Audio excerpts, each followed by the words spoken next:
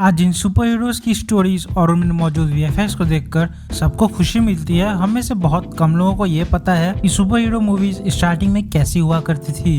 हम में से बहुत कम लोगों को ये पता है कि बैटमैन की क्रिएशन किन दूसरे सुपर हीरोज से इंस्पायर्ड थी।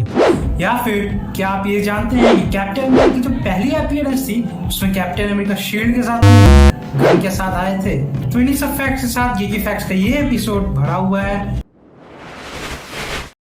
Number 1, the past. तो super hero word stands for righteousness and justice. इनकी इन्वेंशन वर्ल्ड वॉर के दौरान लोगों के मन में राइटियसनेस और जस्टिस की भावना को सुदृढ़ करने के लिए बनाई गई थी। सबसे पहली super hero movie the mark of जोरो थी, जिसमें डॉगलस फेयरबैंक ने जोरो का रोल प्ले किया था। जोरो कैलिफोर्निया के रिचेस्ट डॉन का बेटा था और एक बहुत बढ़िया एक्रोबैट होने की वजह से पुलिस को उसे पकड़ने में बहुत मुश्किल हुआ करती थी। वो अपने पिता के साथ एक बड़े स्टेट में रहता था जहां बहुत सारे सीक्रेट पैसेज और टनल्स थे, और साथ ही में उनके छिपने के लिए एक केव था जहां से जोरो अपने सारे ऑपरेशंस को हैंडल करता था। अब आपको आइडिया आया होगा कि बैटमैन एक्चुअली कहां से इंस्पायर्ड थी। 1917 में आने वाली movie serial Jimmy Dale alias the great seal एक ऐसे इंसान को फीचर करती थी जो सुबह में प्लेबॉय बिलियनर हुआ करता था, बट रात होते ही वो ब्लैक मास्क, ब्लैक कपड़ा और गन लेकर निकल पड़ता था। बिजनेसमैन के घरों में जाकर उनके तिजोरी में एक ग्रे सील रख देता था, और ऐसा वो इसीलिए करता था क्योंकि उसे ये काम करने में बहुत ज्यादा मजा आया करता था। सुपर हीरो मूवी जॉनरा में सबसे बड़ा चेंज तब आया जब फ्लैश गॉर्डन और बक रॉजर्स जैसी कॉमिक बुक सीरीज पर मूवीज बनी और काफी अच्छा बिजनेस किया, तो लोगों को उनके दिखाए जाने वाले स्पेस एडवेंचर्स बहुत ज्यादा पसंद आ रहे थे। अभी के टाइम में हम जिन सुपर हीरोज को जानते हैं उनमें से सबसे पहली सीरियल बनी थी कैप्टन मार्वल के ऊपर, जिसमें टॉम टाइलर ने कैप्टन मार्वल प्ले किया था। ये वो टाइम था जब सेकेंड वर्ल्ड वॉर में अमेरिका ने एंट्री की थी, और लोगों के मनोबल को मजबूत रखने के लिए ऐसे सीरियल्स ने बहुत बड़ा रोल निभाया। एडवेंचर्स ऑफ कैप्टन मार्वल को उस समय की प्रोडक्शन कंपनी रिपब्लिक की सबसे फाइनेस्ट सीरियल कही गई थी।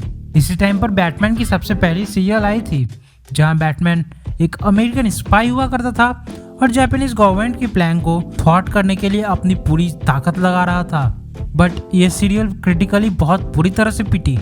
क्रिटिक्स ने इसके कॉस्ट्यूम्स, स्टंट्स सभी को हार्शली क्रिटिसाइज किया। फिर इसी के नेक्स्ट ईयर 1944 में कैप्टन अमेरिका की एक सीरियल आई जो अपने टाइम की हाईएस्ट बजट सीरियल थी। यहाँ कैप्टन अमेरिका शील्ड लेकर नहीं बल्कि गन का यूज किया करते थे, और उस समय के अकॉर्डिंग लोगों को वो चीज बहुत ही ज्यादा पसंद आई। बट ये इसीलिए भी इतनी ज्यादा इम्पोर्टेंट थी क्योंकि इसकी रिलीज के 40 साल बाद मार्वल का कोई सुपर हीरो टीवी पर दिखाया गया। यह सुपर हीरो कोई और नहीं, हम सबका चहेता स्पाइडरमैन ही था। फाइनली जब इस जॉनर की सीरियल्स पॉपुलर हुई तो स्टूडियोज ने इसकी मूवी बनाने की सोची, और इन सब में सबसे पहले 1948 में कोलंबिया पिक्चर्स ने सुपरमैन की मूवी रिलीज की थी, जिसमें कर्क एलन ने सुपरमैन और नोएल नेल ने लुइस लेन प्ले किया था। ये मूवी फाइनेंशियली बहुत सक्सेसफुल हुई और दोनों एक्टर्स के सक्सेसफुल करियर होने में इस मूवी का बहुत बड़ा योगदान था। फिर टाइम में थोड़ा आगे बढ़ते हैं और चलते हैं 70s में, जहां फैंटेसी और सुपर हीरो जॉनर में एक रिवॉल्यूशन हुआ। जॉर्ज लुकस की creation star Wars episode 4 a new hope ने इस जॉनर को एक नई डायरेक्शन दी, जिसने अपने टाइम में तो सबसे अच्छे बिजनेस किए ही, बट साथ ही अगर इन्फ्लेशन रेट्स को एडजस्ट करते हैं तो आज तक के पूरे अमेरिकन हिस्ट्री में ये मूवी टॉप 3 में रैंक करती है। यहाँ से एक्चुअली में सुपर हीरो मूवीज की जर्नी शुरू होती है। इसके बाद 1978 में एक और सुपरमैन मूवी आई जिसे हम आज क्लासिक सुपरमैन कहते हैं। इसके बाद से तो मानो सुपर हीरो मूवीज की रेस ही शुरू हो गई।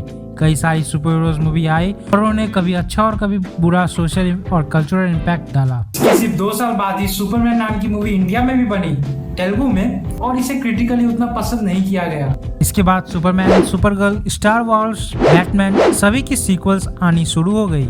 यहाँ पर कुछ ओरिजिनल कैरेक्टर्स हुआ करते थे और साथ ही कुछ न्यू कैरेक्टर्स भी, और हाँ, मूवी में स्टोरीज अलग हुआ करती थी ज्वाइनिंग द प्रीवियस मूवी, और उन कैरेक्टर्स के ऊपर जो बीतती थी वो भी हम फील कर पाते थे। ऐसे ही हम 21st सेंचुरी में पहुंचते हैं, जहां पर ये one of the most famous genres में से एक बन गई थी। बट एक चीज जो कांस्टेंट रही वो थी सुपर हीरो मूवीज की अपने टाइम के साथ अडाप्ट करना। जैसे क्रिस्टोफर नोलन की द डार्क नाइट कहीं ना कहीं प्राइवेसी और सर्वेलेंस के थीम को फॉलो करती थी और उनकी सोसाइटी पर होने वाले इफेक्ट को दर्शाने में एक बहुत ही बढ़िया अप्रोच रही थी। Number 2, the present. Super hero movies की दुनिया में फिर एक ऐसे इंसान की एंट्री हुई जिसने पूरे जॉनर को ही बदल के रख दिया। 2007 में केविन फाइगी को मार्वल स्टूडियोज का प्रेसिडेंट बनाया गया। उन्होंने स्टैनली और जैक कर्बी की कॉमिक बुक से इंस्पिरेशन लेते हुए एक शेयर्ड यूनिवर्स का विजन देखा, जिसकी शुरुआत 2008 में आने वाली मूवी आयरन मैन ने की। ऑल्दो आयरन मैन के ऊपर किसी का भी भरोसा नहीं था, बट आज आयरन मैन मूवी क्या है वो हम सब जानते हैं। बट मार्वल सिनेमैटिक यूनिवर्स के आने से पहले एक और शेयर्ड यूनिवर्स थी जिसने सुपर हीरोज को एक पहचान दिलाई थी, और वो थी फॉक्स की एक्स-मैन यूनिवर्स। फॉक्स यूनिवर्स के दो सबसे पॉपुलर कैरेक्टर्स थे, वुल्वरीन और डेडपूल, जिनकी मूवीज ने बॉक्स ऑफिस पर लॉन्ग लास्टिंग इम्पैक्ट छोड़ा। बट क्योंकि ये कैरेक्टर्स मार्वल के थे और फॉक्स ने केवल कुछ सालों के लिए उनकी राइट्स खरीदी थी, तो उन्हें इन कैरेक्टर्स को फाइनल ट्रिब्यूट देना ही पड़ा। लोगन के डेथ के बाद इनकी यूनिवर्स में से लोगों की इंटरेस्ट जाती रही और 2019 की movie the dark Phoenix was the final nail in the coffin. इस यूनिवर्स की एक बात बहुत ही अच्छी थी कि यहाँ हमें R-rated कंटेंट देखने को मिलता था, जो कि आज हम मार्वल से डिमांड करते हैं। फिर हमें कैप्टन अमेरिका, थॉर जैसे सुपर हीरोज की रिप्रेजेंटेशन को देखा, और 2012 में आई एवेंजर्स ने केविन फाइगी की विजन को थोड़े बहुत पूरा कर दी। इस मूवी ने एक ऐसे एग्जाम्पल सेट की कि दूसरे स्टूडियोज ने भी ऐसे शेयर यूनिवर्स बनाने की विजन को देखा, जिसमें सबसे आगे थी WB की DCEU। बट DCEU में मैनेजमेंट की कमियां होने के कारण ऑल्दो इसकी मूवीज तो ऑडियंस को पसंद आ रही थी, इस रेस से बाहर हो गई। 2012 के बाद सुपर हीरो जॉनर में MCU का बोलबाला रहा है, बट वहीं DC ने सुपर हीरो सीरियल्स में एक ऐसे शेयर्ड यूनिवर्स को बनाया है जिसे हम आज एरोवर्स के नाम से जानते हैं। और एरोवर्स की जो पहली सीरियल थी एरो, से भी 2012 में स्टार्ट किया गया। फास्ट फॉरवर्ड टू 2018, जब लोगों ने MCU के शेयर्ड यूनिवर्स के कंक्लूजन का पहला पार्ट देखा। ये स्टोरी और उनके कैरेक्टर्स जिनकी जर्नी हमें लगभग 23 मूवीज में देखी थी, जब एक कॉमन और अपने से ज्यादा पावरफुल एनिमी के सामने खड़े होते हैं, तो इसे देखने में लोगों को बहुत मजा आया। इसके बाद नेक्स्ट ईयर 2019 में एवेंजर्स एंड गेम ने MCU को पीक पर पहुंचा दिया, और साथ ही इस जॉनर को भी।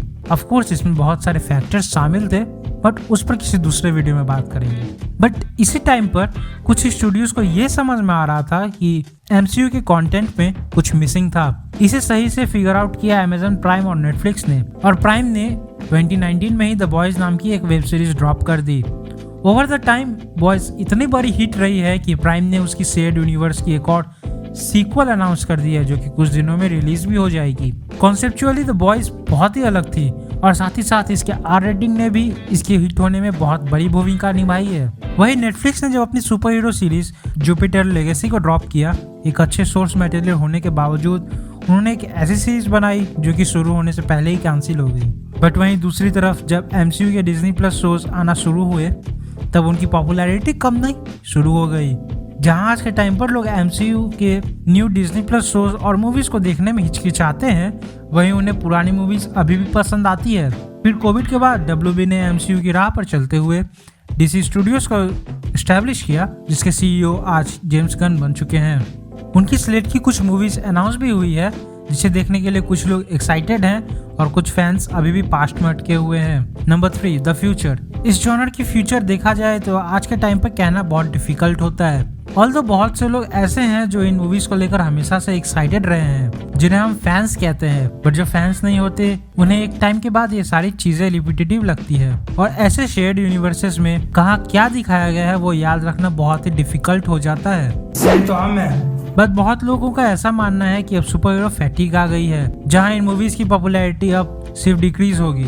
बट इसी भ्रम को हम बार बार टूटते हुए भी देखते हैं, जब इनविंसिबल या फिर जेनवी या फिर लोकी जैसे सीरीज की ट्रेलर्स या फिर फर्स्ट लुक ड्रॉप होती है, जिनके नंबर्स ही एनफ होते हैं इस स्टेटमेंट को गलत साबित करने के लिए। MCU अपनी मल्टीवर्स सागा को लेकर आगे चल रहा है। DCU सुपरमैन लेगेसी से फ्रेश स्टार्ट करने वाला है। प्राइम ने बॉयज के 2 और सीजन एटलीस्ट प्लान करके रखे हैं। इनविंसिबल के 2 प्लान्ड सीजन्स हैं। सोनी ने सिनिस्टर 6 की यूनिवर्स का प्लान बना कर रखा है, जिसके लिए सभी फैंस एक्साइटेड हैं। 3-4 सालों में ही हमें एंड गेम से भी ज्यादा क्रेज इन मूवीज को लेकर मिल जाएगी, जो कि इस जॉनर को अलग ही ऊंचाइयों पर लेकर चली जाएगी। तो गिकीवर्स से मैं और ऋषिकेश, और मिलेंगे हम अगली वीडियो में। तब तक के लिए goodbye and keep loving your near and dear ones. अब चलता हूँ, इतनी स्क्रीन टाइम के बाद डार्क सर्कल्स बढ़ गए हैं। लोकी के सीजन 2 के ट्रेलर का ब्रेकडाउन देखने के लिए इस वीडियो को देखें, और कुछ अलग देखना है तो इस वाले वीडियो को देखें। धन्यवाद।